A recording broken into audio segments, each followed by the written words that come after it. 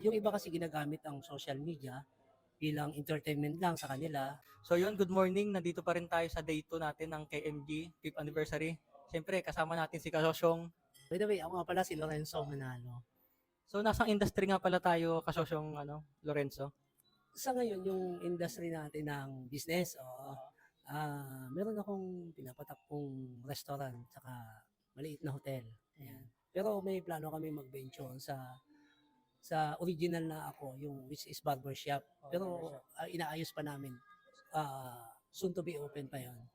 Ay oo nga, napapanood ko yung vlog mo ng sa barbershop mo. Parang nagupitan mo na rin yata si Kasosyong Arvin, para pumunta na rin sa'yo, no? Sa tingin niyo po, ano ang role ng social media ngayon para mas lumago pa ang isang negosyo o yung negosyo nyo? Ay, salamat sa magandang tanong. Ang sasabi ko sa social media, nakadepende kasi yan kung paano natin gagamitin ang social media. Yung iba kasi ginagamit ang social media bilang entertainment lang sa kanila.